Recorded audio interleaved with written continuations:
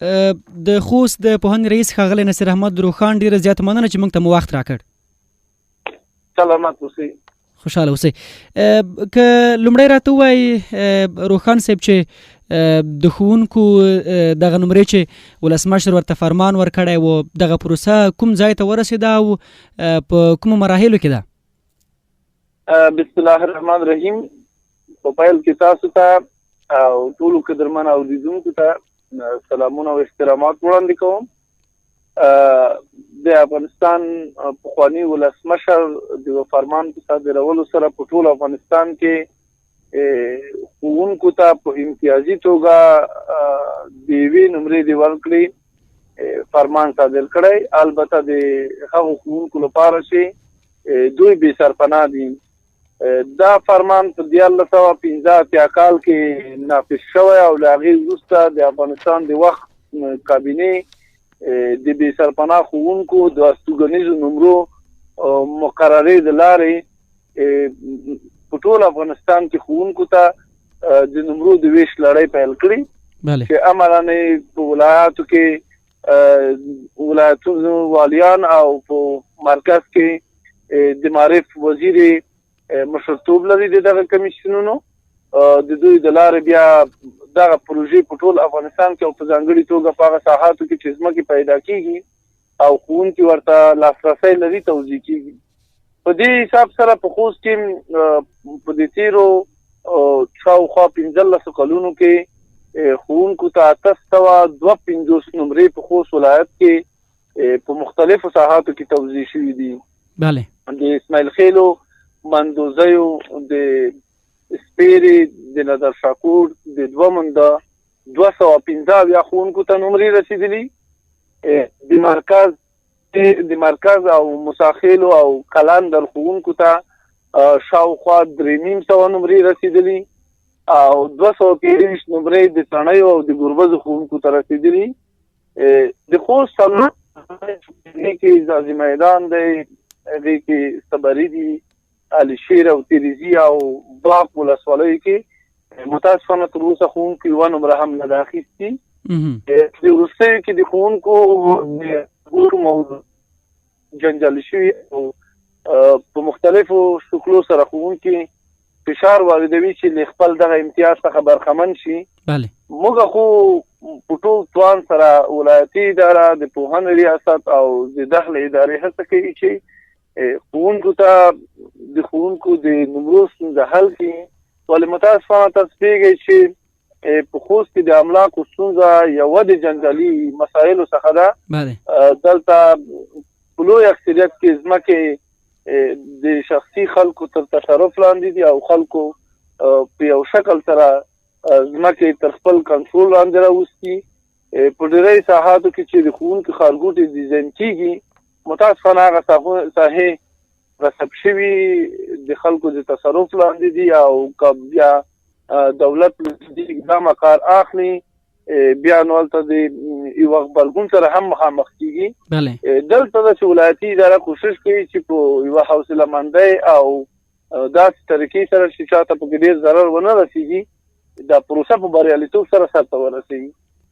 تاسې خبر وکړله چې د خوست د ځینو ولسوالیو ښوونکو ته نمرې توزیع شوي او تاسې ویلې چې د باک، ځاځي میدان، همداشان د صبریو او ځینو نورو ولسوالیو ښوونکو ته بیا نمرې نه دي توزیع شوي.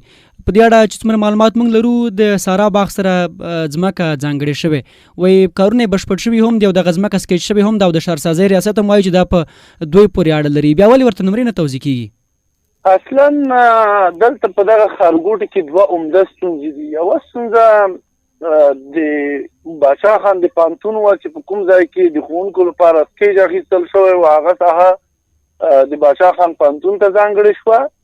او دوم دلته د منطقي خلک هم چې په دې کې د متون یو شمېر قومونه یا کلي په دې کې شامل دي هغوی د دغه ځمکې دعوه لري او وایي چې که دغه ساحه د دولتي هم ده دا د دوی ملچرونه دي او د ملچرونو د قوانینو په اساس باندې باید په هره پروژه چې دلته تطبیق کېږي د سیمو خلکو نظر پکې واخیستل شي په دې باور دی چې موږ دلته ښوونکو ته اجازه نه ورکوو چې خپل ښارګوټي یا د استوګنیزو نمرې دلته ورته وویشل شي.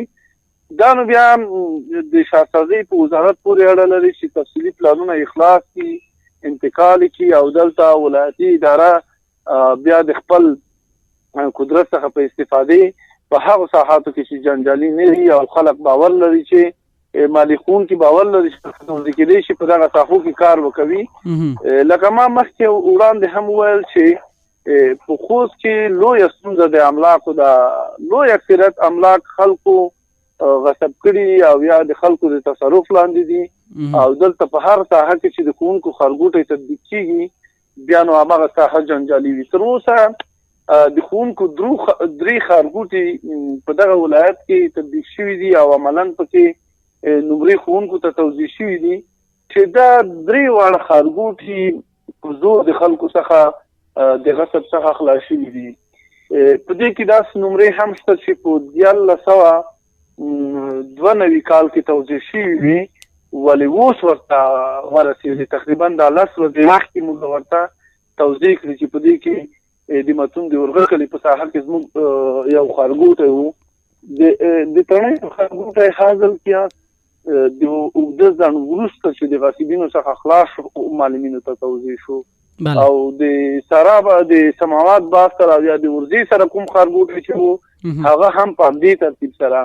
دلته ستره ستونزه دا ده چې املاک خلکو تر تصرف لاندې راوستي دي او د هغې په مقابل کې باید په یوه حوصلهمندۍ سره مخکې لاړ شي ځکه مناسبه به نه وي چې د نمرو او یا د ښارګوټو د ښوونکو د ښارګوټو لپاره داسې یو حالت رامنځته شي چې یو څوک پکې خپل ژوند د لاسه ورکړي. څومره باوري یې چې بالاخره به دغه ستونزې به ژر تر ژره هوارې شي؟ او بل راته دا ووایه چې ولایتي ادارې ویلي چې په دې وروستیو کې دغه خبر لاس په لاس شو په خاص توګه په ټولنیزو رسنیو کې چې دوی به د غاصبینو پر وړاندې جدي اقدامات کوي. معلومات لرئ چې په دې کې د ښوونکو هغه ځمکې هم شاملې دي کوم چې غاصبینو غصب کړي؟ بلې اصلا زه خو په دې باور نه یم چې دا پروسې به ډېر زر به د دې دپاره حل پیدا شي.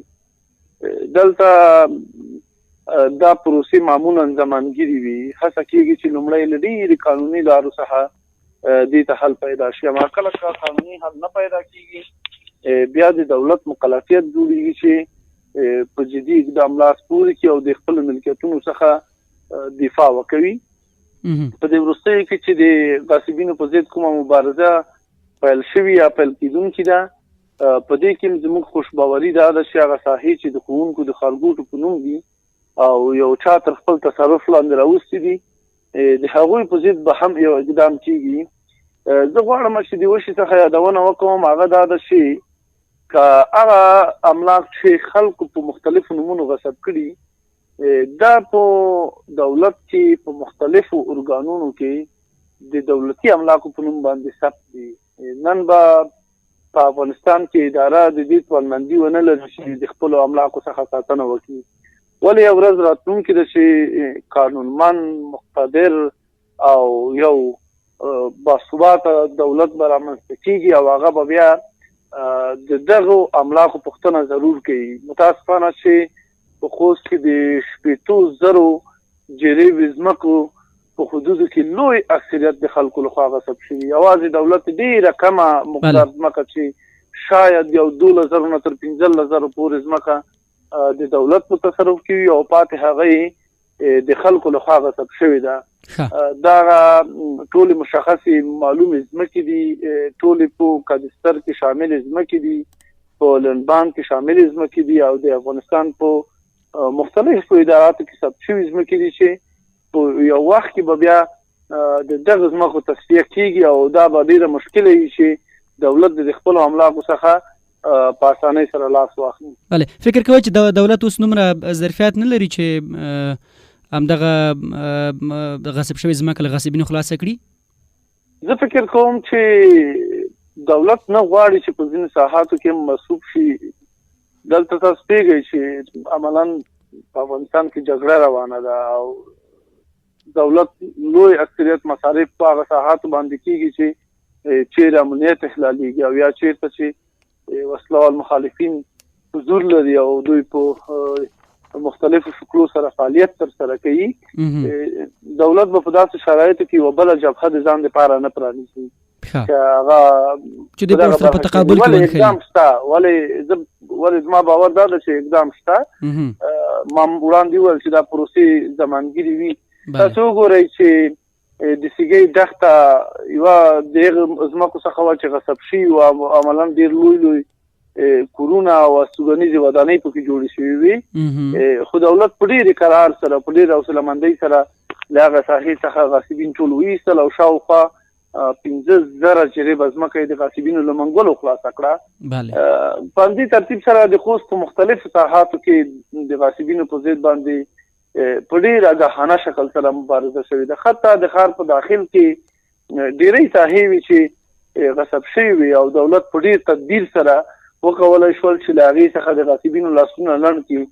یوه ښه بېلګه یې خپله دا د 1200 فامیلۍ ساحه ده چې دا په خوست کې د ټولو لپاره یوه ښه بېلګه کېدی شي. دغه ساحه که ستاسو په یاد وي په 1992 کال 93 کال کې دا غصب شوي ساحه وه او دلته خلکو کورونه جوړ کړي وو. څو ځلې په دې ساحې عملیات هم وشول، ولې بالاخره دولت بیا هم وښولی شول چې د 1400 نمرو په حدودو کې دغه ساحه د غاصبینو له منګولو پاکه کړي او دلته عملاً خپل کار شروع کړي. د سرانکوټ ساحه غصب شوي ساحه وه. د ښوونکو 3 ښارګوټي چې عملاً اوس پکې د ښوونکو پروژې تطبیق شوي دي، دا غصب شوي ساحې وي. یعنې دولت په دغه برخه کې اراده لري، اما پروسې زمانګیري دي، وخت نیسي او په ډېر تعقل سره به دولت په دغه برخه کې سي او له ډېر جدیته به هم کار پکې نه اخلي. په ډېرې نورو ساحاتو کې دي چې دولتي املاک غصب شوي دي، حتی دولتي مارکیټونه غصب شوي وو، اما په مرور د زمان سره خلاص شول. خپله د معارف د ریاست ملکیتونه وو چې غصب شوي وو. د 2 ښوونځیو ځمکې وې چې په د وروستیو کې د غاصبینو له منګولو خلاصې شوې، قیمتي ځمکې وې. موږ هغه وتوانېدلو چې په 3 محکمو هغه د غصب شوي کسانو څخه هغه کسانو چې جعل اسناد ورته جوړ له هغوی څخه وګټو. د خوست په ښار کې د یوه ښوونځي قیمتبها ځمکه دا اوس عملاً د یوه چا په تصرف کې ده، اما قضیه ورسره روانه ده او باور دا ده چې یو ورځې به دغه ځمکه هم مکتب ته تسلیمیږي. په کل کې په خوست کې د غاصبینو په ضد باندې اراده شته. دولت ولایتي اداره به په نهایي هڅه سره وکولی شي چې د غاصبینو څخه ځمکې خلاصې کړي او په هغه ساحاتو کې چې د ښوونکو د ښارګوټو لپاره بیلې شوي او دوی ته خپل ښارګوټي تطبیق کړي. بله روښان صاحب که لږ راته د نمرو په دې پروسیجر باندې مو غږېږئ، که یو چاته نمره ورکول کېږي هغه باید کوم معیارونه ولري؟ اصلا عمده شرط د بې سرپناه مسله ده، خو دلته د بې سرپناه کېدو د یوه چا د سرپناه تشخیص مشکله موضوع ده، ځکه په افغانستان کې تر اوسه منظم ښاري سیستمونه نشته چې د خلکو املاک پکې خوندي وي او تثبیت شي چې څوک کور لري او څوک کور نه لري. دا زه ورته چې اوس عملاً کورونه هم ولرو، ولې که سبا ورځ ادعا وکړو چې موږ بې سرپناه یو، دولت نشي ثابتولی چې موږ سرپناه لرو، ځکه د سرپناه لپاره خپل شرایط دي. هغه دا دي چې هغه څوک چې سرپناه ولري، معنا دا چې د دولت په یو ارګان کې به رسمي د هغې په نوم باندې یوه ځمکه ثبت وي، یوه نمره به د هغې په نوم باندې ثبت وي چې دا نمره د فلاني کس په نوم باندې په فلاني په خوست کې شاید موږ تر 5,000 زیات کسان ونه لرو چې د دوی په نوم باندې نمرې ثبت اوسېږي یا سرپناه ثبت اوسېږي. پاتې باقي مانده ټول خلک د ملکیتونو ثبت نه لري. اساسي څه دا د شرط دا دی چې باید بې سرپناه وي. دوم شرط دا دی چې رسمي مامور دی یا معلم د معارف د ریاست وي. دریم شرط دا دی چې د خدمت د مودې په نظر کې نیولو سره به ورکول کېږي. مثلا که په یوه ساحه کې 1500 ښوونکي موجود وي او موږ د هغوی دپاره 100 نمرې ولرو. نو دا 100 نمرې به د خدمت په اساس باندې په لومړي قدم کې هغو میرمنو ته یا هغو ښځینه معلمینو ته ورکول کېږي چې هغوی په لرو دوردستو مناطقو کې په تدریس بوختې دي. دویم به دا د هغه معلم ته ورکول کېږي چې د دندې پر مهال په شهادت رسېدلی وي. دریم هغه کس ته ورکول کېږي چې هغه د دندې پر مهال معیوب شوی وي، یعنی د وظیفې پر مهال په یوه چاودنه برید کې هغې ته زخمي شوی وي او تاوان ورته رسېدلی وي. څلورم بیا نو د خدمت موده شروع کېږي. د خدمت موده په اساس باندې بیا نمرې چې ورکول کېږي هغه په نظر کې نیول کېږي. مثلا په خوست کې له 15 کلنۍ د خدمت موده را شروع شوي او هغه کسان چې تر 17 کلنۍ خدمت کړی هغوی ته رسېدلي، او له 17 کلنۍ وروسته په مرکز کې هغه ښوونکي چې د خدمت موده یې 15 کلونو ته رسېږي لا هم ورته نمرې نه دي توضیح شوي. دا بیا په ولسوالیو کې فرق کوي. نو په کل کې د افغانستان د بې سرپناه ښوونکو او د استوګنیزو نمرو مقرره وایي چې هر هغه ښوونکی چې د خدمت موده یې نسبت بل ته ډیره وي هغه مستحق دی، ځمکه شتون ولري، هغه له نمرې څخه مستفید کېدی. روښان صاحب په دې برخه کې یوه اندېښنه دا ده چې شفافیت شاید پکې تضمین نشي. که راته ووایي چې په دې پروسه کې څومره شفافیت تضمین دی؟ موږ واورېدل چې د مرکز ځینو هغو ښوونکو ته هم نمرې ورکول شوي چې 4 یا 15 کاله خدمت یې کړی. نه، دا د خلکو بې ځایه انګېرنې دي. هغه څوک که داسې ادعا لري هغه کولی شي چې اسناد رامخکې کړي. په معلمینو په پروژو کې یا د معلمینو په ښارګوټو کې چون دا مسله یو څه حساسه ده او دلته د ځمکو موضوع او یا د نمرو موضوع په خوست کې بیا ډېره حساسه ده.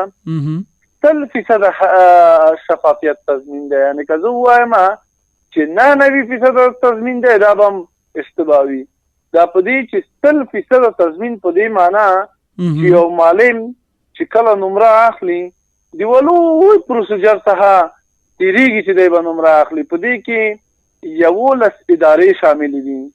دا کې د شهرسازي ریاست، د خوست ښاروالي، د ماجرینو ریاست، د زراعت ریاست، مستوفیات، ولایت مقام، پوهنې ریاست، د کلو پراختیا ریاست، د کار او ټولنیزو چارو ریاست، ولایتي شورا، جمع د بشر حقوقو استازی. دا د هغه کمیسیون غړیتوب کوي چې معلمینو ته نمرې ورکوي. دوی د هر معلم اسناد په معرف ریاست کې پلټي، ګوري چې شک ور باندې پیدا شي. حتی د کابل اسناد کتل کیږي او که شک ور باندې بیا پیدا شي حتی په منطقه کې چې کوم مکتب کې د تدریس کوي هغې ته استلام ورکول کېږي. کله چې دا د ولوی پروسیجر یا د ولوی فلټر نه پاس شي بعد د هغې دی بیا د نمرې مستحق کېږي. بیا چې د نمرې مستحق کېږي ته یوه ځانګړې فورما ورکول کېږي. دا فورما د مکتب مدیر اول د مکتب 3 ښوونکي تصدیقوي چې دی له موږ دا نفر مستحق دی، دا نفر خدمت مودل زیاته ده. له هغې وروسته بیا د اړونده ښوونځي مدیر دا تصدیقوي چې دا نفر مستحق دی.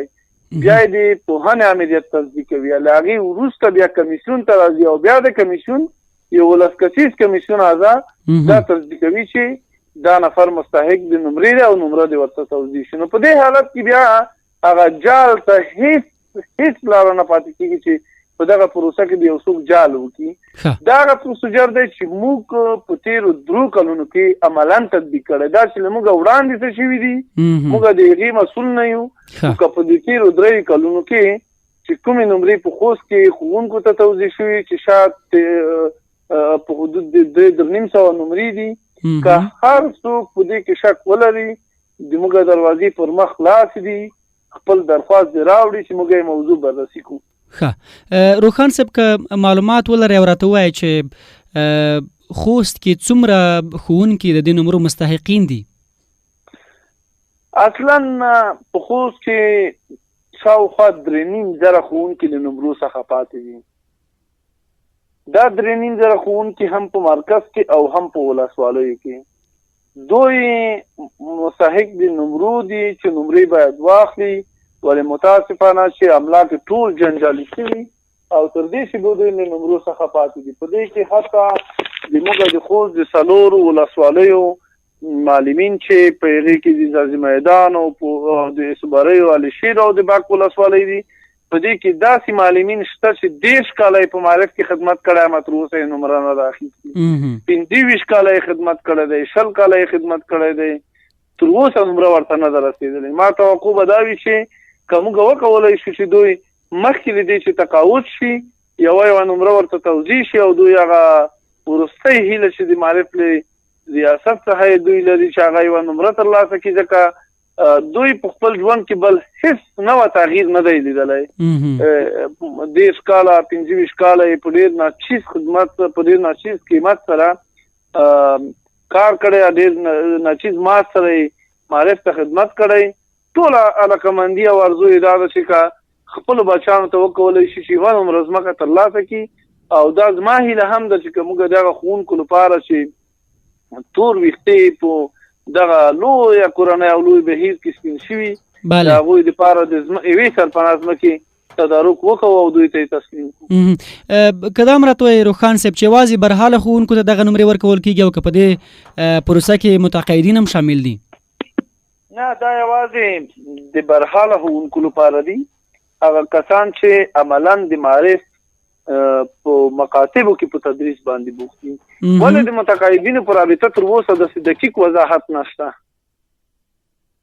یعنې داسې مشخصا کوم داسې پروتوکول ورته نه ده جوړ شوی چې هغوی ته به هم نمرې پکې ورکول کېږي؟ نه، داسې مشخص هغه نشته چې موږ د متقاعدو ښوونکو ته نمرې ورکړو. بلکل. که راته ووایي روښان صاحب، که دغه نمره ورته ورکول کېږي ښوونکو ته، ځینې ښوونکیان له اوسه دې ته منتظر دي چې نمره واخلي او بالاخره بیا یې خرڅه کړي.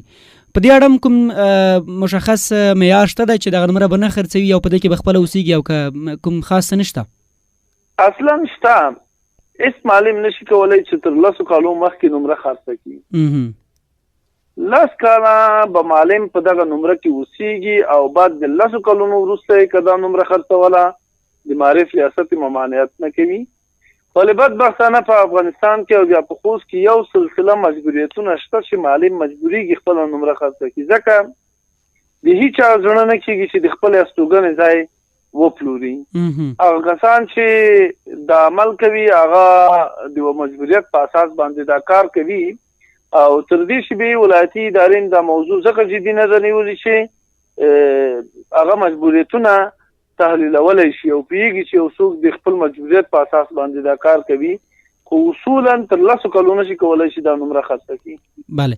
او زما وروستی پوښتنه هم روښان صاحب همدا ده چې که وګورو د ځاځي میدان، باک یا صبریو ولسوالۍ ښوونکو ته به مرکز کې نمرې ورکول کېږي، په داسې حال کې چې دوی دندې یا د دوی وظیفې په ولسوالیو کې دي. په دې کې به ستونزه پیدا نه شي چې دنده یو ځای کې ده او نمره په بل ځای کې اخلي او استوګنه بل ځای کې کوي؟ اصلا اصولا دا باید په ولسوالیو کې نمرې واخلي د مقررې په اساس باندې.